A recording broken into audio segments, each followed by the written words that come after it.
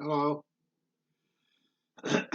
Today's Thursday. I think it's December 5th. I have a few things to add to some previous videos, further insights that Big Me has given me in regards to, like I said, previous videos. The one I just, the last one I just did, survival bubbles. But then when I was meditating yesterday, it was revealed to me that the video that I did on the fallacy of healing was illustrating the survival bubble of this particular being that I was sharing, that I had interacted with in the past, and I used that to illustrate, uh, some things from my perspective on healing, and I bumped right against that person's no trespassing zones or signs in her survival bubble, or one of her survival bubbles. You can have many, and depending on what the subject is, or you can view it as just your one big, huge survival bubble that you live in, and all your distortional structures within that survival bubble. Because they are all distortional structures within the survival bubble, because that survival bubble is your identity and place, your reality within the 3D, and that's not true reality. That is all based on distortions, the foundational lie of separation from spirit, the lie of unworthy. All of those distortions are within your survival bubble. And I had insights just a little while ago about when you say you using the model of, because like I say, I speak in models so I can convey this stuff. So I'm gonna use a model of your property, and you have a fence around your property, and that's where you place your no trespassing signs of, along the fence and the boundaries of the perimeter, the boundaries of your property. And everything within in there is yours, and everything outside is the rest of the universe. But you put those no trespassing signs up. Well, that barrier that you've erected, there's two things that barrier has functions: to keep everything out, but also it functions to keep you in. And until you go outside of those barriers, until you either take down the no trespassing sign or walk past that barrier of yours, you're in here and you walk outside of that barrier and beyond that no trespassing sign, you don't grow. You stay within your quote small story survival bubble. And you stay within stay inside and operating within the distortions of that survival bubble. Just before I hit the record button, I went and checked just to make sure I'm not, quote, talking out my ass. I double checked, and no, nobody has yet viewed the video titled The Fallacy of Healing. But there's 5 videos after that one that has multiple views. But everybody's skipping over that one because it challenges just the title of that video. The little me, even had the thought of, well, maybe I should change that because it's scaring people off. I looked at it again. I was meditating 2 days ago, and early morning, 5 o'clock in the morning, the house is dark and quiet, everybody's asleep. Spirit woke me up, and I meditated, in the quiet of the house, in the quiet of the morning. It's still dark out, and Spirit told me to go back and look at that. And when I got done meditating, I watched that video again, The Fallacy of Healing, and it's really good. At least in my opinion, it's really good. But still, nobody would touch it because it's extremely challenging to the small story perspective and the no trespassing signs that are on the boundary of the small story perspective. Telling the big story, you can't come in here. I used to liken and still do liken to a sandbox. You know, uh, I would tell people, I don't want to play in your small story sandbox. Your small story sandbox is too small for me. Once I started playing in the big story sandbox, it's expansive as hell, and that's what I'm used to. But in order to play in the small story sandbox, I have to limit myself, to within the boundaries of the small story sandbox. And, I don't want to do that. So I don't. But I invite everybody else to come play in my more expansive big story sandbox. So it's like, excuse me, I just can't play there anymore. I lost my train of thought. But but I'm gonna go on because matter of fact, I got some. I actually have some notes. I guess I'm growing and evolving because these things run through my head, all day long. Data, insights, information that I get from Big Me, because it's not me thinking of this shit. It's like it's me and me. It's me and me having a conversation, and I get this really good stuff.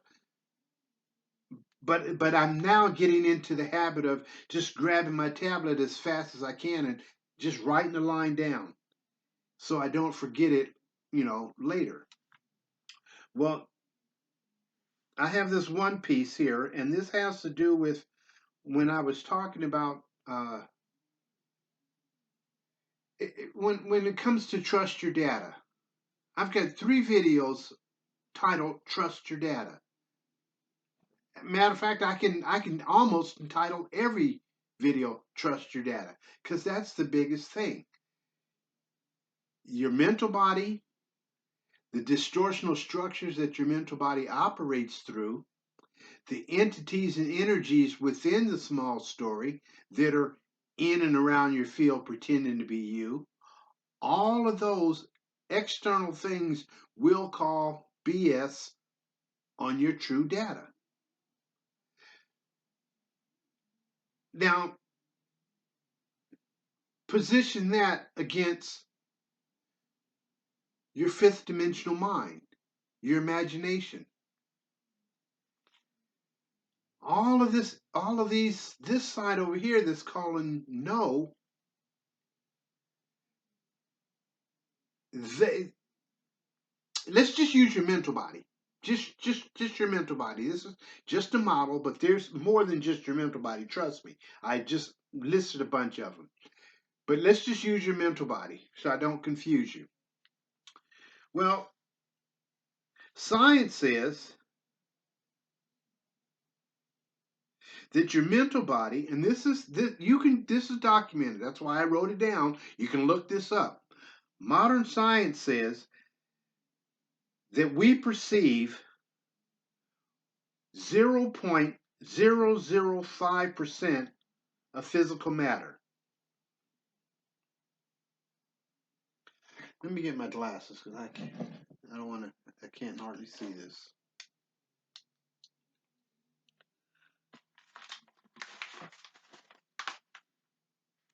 Science says that we perceive, all of us humans, that we perceive point zero or 0.005% of physical matter. And the visible light spectrum is a fraction of that. The visible light spectrum is a fraction of 0.00. Now you say 0.00. Well, that's 1/10. 0.00 is 1/100th. 0.005 is 5/1000th. So science is telling us that we perceive 5/1000th of a percent of physical matter. And a fraction of that 5/1000th percent of physical matter that we perceive, a fraction of that is just the visible light spectrum that we perceive. So what we perceive, so my point is, your mental body gets its data from your five senses. So just because you can't see it doesn't mean it's not there, because science will tell you that you're only viewing and perceiving a fraction of 5/1000th of of physical matter. So with that tiny, tiny, tiny, tiny fraction, let's just say like the physical, from this point all the way across to this point is the spectrum of matter. What we perceive is a tiny, tiny little sliver of that total spectrum. And that's the data that your mental body has access to. So out of that tiny little sliver, where does your mental body, your mind, which isn't you, where does your mind have the authority to call bullshit on anything? Do you see my point? Which is why I say I don't call bullshit on anything. I absolutely don't, because I'm aware of the fact that I don't know anything. The more I know, the more I realize how little I do know. And like I said, this is science, you know, for what science knows. Hilarious used to have a phrase, or Hilarious has a phrase, and I love it. Science says there's no life outside. There's no other life in the universe. Well, he says, yeah, but they forgot to look on the other dimensions. Simple as that. Because modern science does not accept the reality of multidimensionality. At least not 25 years ago. They're just now starting to consider the possibility of multidimensionality. Within the last 3 to 5 years, quantum physics is starting to, and that's on the periphery. That's not established science. These are the fringe physicists are talking about considering on the quantum level multidimensionality. So it's like the hubris of humans who are in this little box, this survival bubble, the small story, to say, oh, that can't be true. You don't have enough data to say that can't be true, because you absolutely don't know. And I'm not talking about you that's viewing this. I am, but I'm including me as a small story character. I don't know. I don't know enough to say no to anything, which is why I don't say no to anything, because I'm aware of the fact that I don't know enough to say no to anything.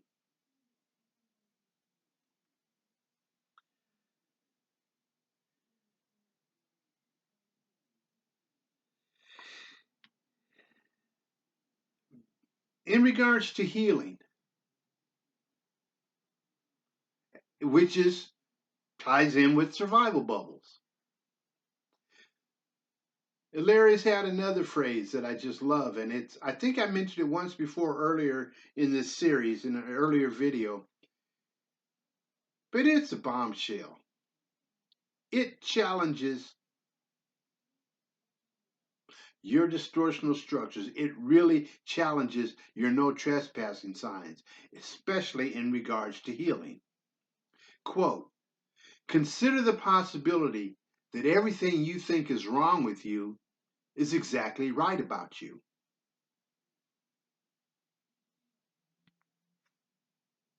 That's a good one. That's a hard one to wrap your head around because it just consider the possibility everything that you think is wrong about you is exactly right about you.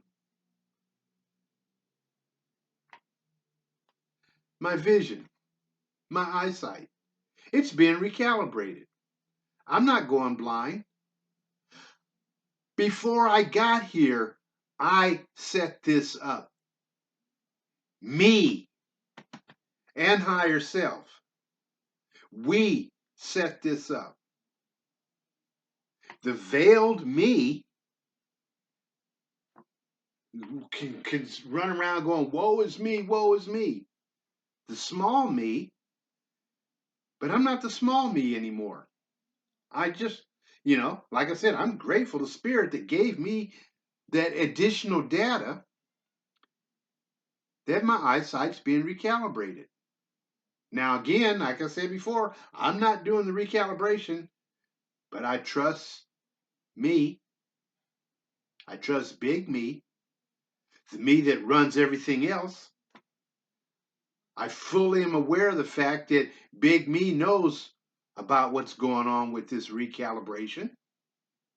Interesting thing about that, I'm not just popped in my head. Something I've been noticing in about within the last 3 weeks. When I lay in my bed at night, the window that I'm looking at right now that's in front of me, shining this light on me, is the big window, the only window in my room, right? But it covers pretty much this whole wall. Well, when I'm laying in bed at night, it's on the right side of me. And this is the side that, quote, has no vision. But something I've noticed in the last couple of weeks, and I even had to like check and see, because normally when I shut my eyes and I sleep with my room completely dark, I sleep with complete darkness and silence to the best of my ability. No noise, no light. When my eyes are closed in the dark room at night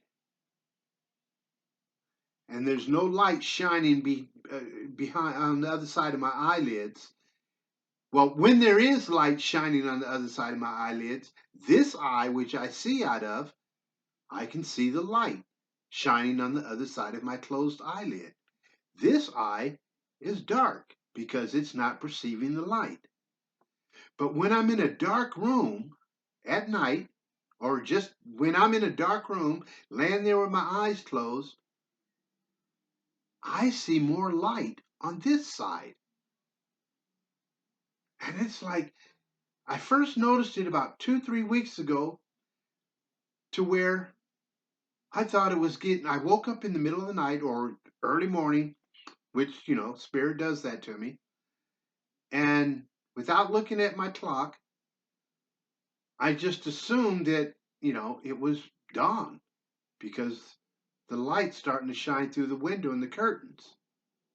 Because I could see more light with my eyes closed. I could see more light on this side of my face than I could this one. And this side is the side that was facing the window. So I just assumed that light was coming through the window.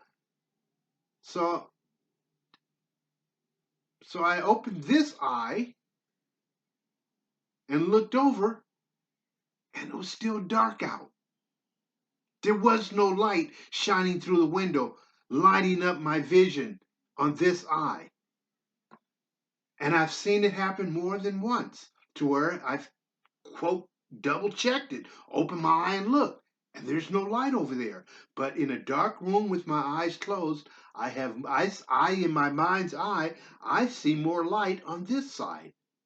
And I go, no shit. This could very well be part of the recalibration.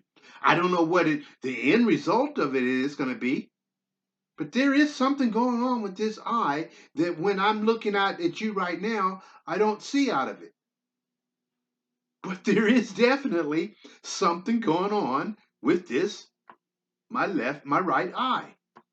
It's interesting in hell, and I'm just tickled pink because I got a front row seat to watch it happen. Is that pretty cool? I don't know what's happening, but I'm watching it unfold, and I'm tickled pink about that. Something is going on with my right eye. And this is also the eye that Kim has control over. She can do things with this eye that I can't control. She can have sensations with this eye, the eyebrow, the eye, the eyelid, around here. She can do things and I can sense it. I can feel it. I know it's happening, but I don't control it. I can't start it and I can't stop it. And she told me it's her signal to me, her evidence to me that she is present in the body, that she can control a part of the body that's outside of mine to illustrate to me that she's real. Works for me. I mean, I can't deny it because I damn sure can't make it stop or make it start, but she does it when she wants to. And that's part of our communication. A lot of times when I'm whenever the sensation's there, I pay attention exactly what it was I was thinking because that's her talking. That's her expressing something. And I go, okay. And then I can respond to that because that thought when whatever was thinking, whatever was being said in here, when that was going on with the sensation, was her doing the expressing, and I listened to her, and then I can respond, and that's part of the internal conversation that we have. It's pretty cool. It is just the most, I can't even explain it, but it's interesting and cool to be experiencing it. Whether you or anybody else ever believes it, and I've never told it to anybody but you guys on this video, but whether you believe me or not, that's your business. I'm the one in here experiencing it, so I know it's real. So anyway, it was survival bubbles I wanted to talk about. And one other thing I wanted to share.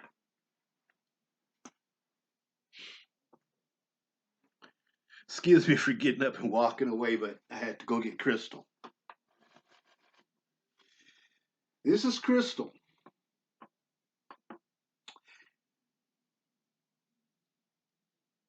This is a double terminated quartz crystal. It's a really nice quartz crystal. It's got some clearness, it's got some cloudiness, it's got some striations in it. It's very it's interesting. If I bought this at a rock shop, I would probably pay roughly maybe $500 for it. I didn't pay a dime for it. And I know about crystals because Georgianne still has a set of a set of 12, comes in a box, double terminated crystals. Beautiful. They're all about this size compared to this. They're about like that. It's a set of 12, double terminated. They're in a box, felt box with the, elastic straps to hold them all. Beautiful setup. We bought that set from this being that we know in Ashland, Oregon. We bought it from him and his wife, James and Rosemary. We bought it from them. I think it was in the early 90s. Yeah, because we were still in the company truck. We hadn't bought our first truck yet, so this was in the early 90s. And then we were led to buy, and it was a set of 12. And then we were led to buy the 13th one to make a full set because 13 is a very, very, very powerful number that we have been purposefully led away from. I want to talk about 13 one of these days. 13 is a very powerful number. And the quote dim guys are fully aware of it. The powers that be that run this world are fully aware of that, which is why they so very purposefully steer the race mind consciousness away from the number 13. But we were led to buy a double terminated crystal that's pretty much just like this size. It's a little finer than this. And I think we paid about $200 for it back then. I think the set we paid several $100s for the set. We have the resources to do it, which was provided by Spirit, because that's what we were supposed to do. So we had a complete set of 13. The 12 matched double terminated, and then what was known as the one big master crystal, the number 13, the 13th one.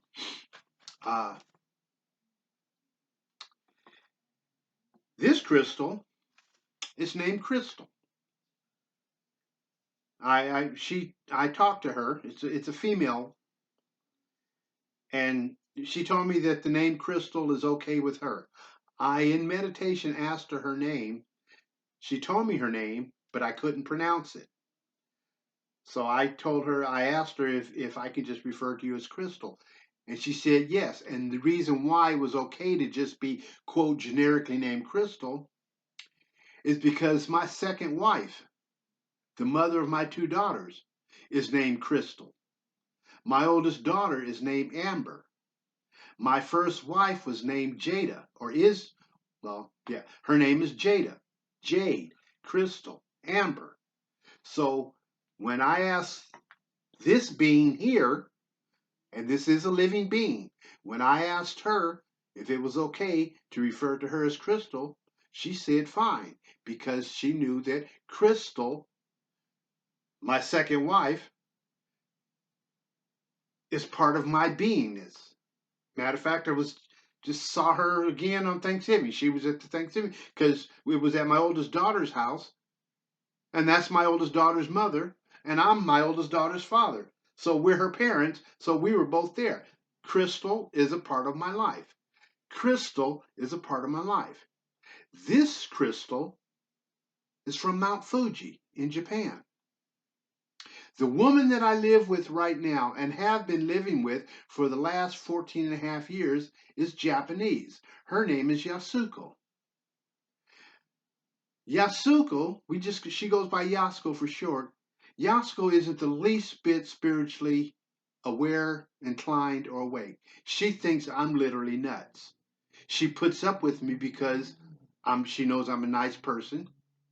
When I got up and went to work every day and, made sure we had a roof over our head.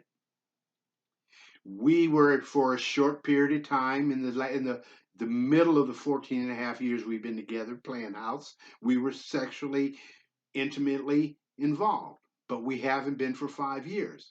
We've run the trucking business together. We were partners in our trucking company. She's just the dearest friend that I have in the world. She's from Japan. She's had this crystal, this being here, has been in her custody since she was 20 years old. Yasko just told me about this about 2 years ago.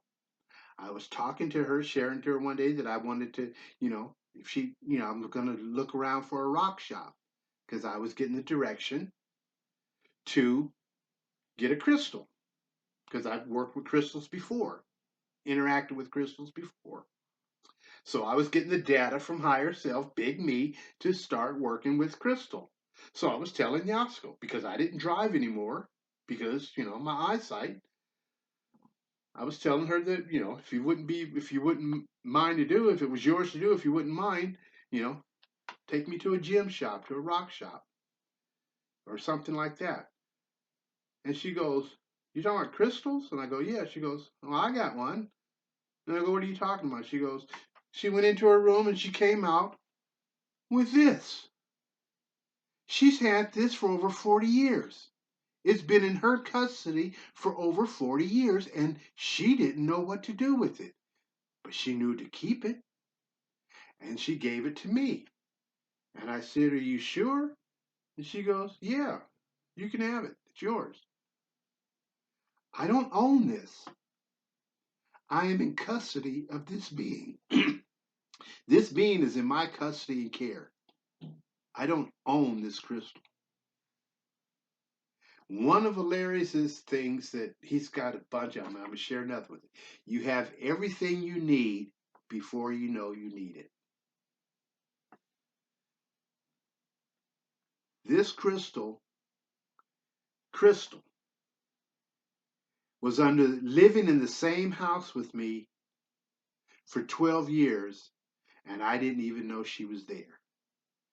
But she was with me all the time. You have everything you need before you know you need it. Which is, again, this whole experience, people, is so much bigger, so much more elaborate than we think it is. Than our mental body, we cannot fathom. It is beyond the mental body's understanding. The big story is outside of the mental body's understanding. With that, I'm going to close because we're just a tad over a half hour.